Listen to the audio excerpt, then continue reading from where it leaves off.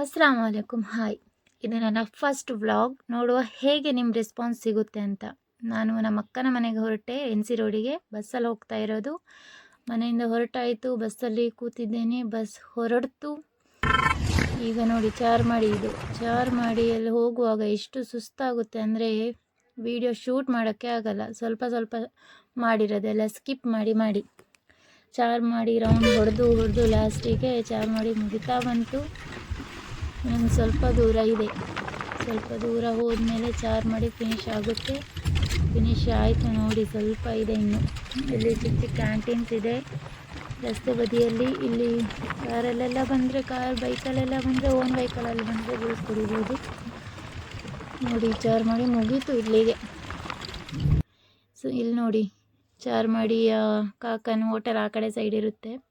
ಇಲ್ಲಿ ನೋಡಿ ಮಂಗಳೂರು ರೀಚ್ ಆದ ಕೂಡಲೇ, ಚಾರ್ಮಾಡಿ ಇಳಿದ ಕೂಡಲೇ ತೆಂಗು ಮತ್ತು ಅಡಿಕೆ ಮರಗಳು ನೋಡೋಕ್ಕೆ ಸಿಗುತ್ತೆ. ಇಲ್ಲಿಂದ ಸ್ವಲ್ಪ ಮುಂದೆ ಹೋದರೆ ಉಜಿರೆ ರೀಚ್ ಆಗ್ತೀವಿ. ನೋಡಿ ಉಜಿರೆ ರೀಚ್ ಆದ್ವಿ.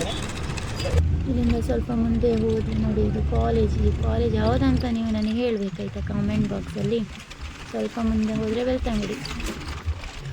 ಇಲ್ಲೊಂದು ರಸ್ತೆ ಕಾಣಿಸುತ್ತೆ ನೋಡಿ. ಈ ರಸ್ತೆಯಿಂದ ನಾವು ಅಜ್ಜಿ ಮನೆಗೆ ಹೋಗ್ಬೋದು, ಬೆಳ್ತಂಗಡಿ. ಸ್ವಲ್ಪ ಮುಂದೆ ಹೋದರೆ ಬೆಳ್ತಂಗಡಿ ಬಸ್ ಸ್ಟ್ಯಾಂಡ್ ನೋಡಿ. ಇದು ಬೆಳ್ತಂಗಡಿಯ ಬಸ್ ಸ್ಟ್ಯಾಂಡ್. ಇದು ನೋಡಿ ನಮ್ಮ ಬಸ್ಸಿನ ಕಂಡಕ್ಟರ್. ಸುಸ್ತಾಗಿದೆ. ಇದು ನೋಡಿ NC ರೋಡಲ್ಲಿ ಸ್ಟಾಪ್ ಇಲ್ಲ ಅಂದ ಕಾರಣ ಮಡಂಕಿಯಾರಲ್ಲಿ ಇಳಿದಿರೋದು.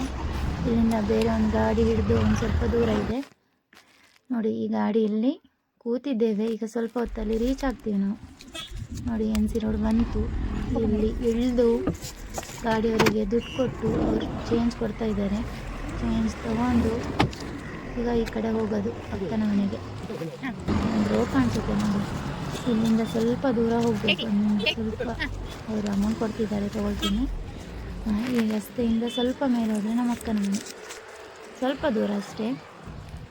ಈಗ ರೀಚ್ ಆಗ್ತೀವಿ ಅಕ್ಕನ ಮನೆಗೆ. ಇದು ನೋಡಿ ನಮ್ಮ ಅಕ್ಕನ ಮನೆ. ರೀಚ್ ಆದ್ವಿ.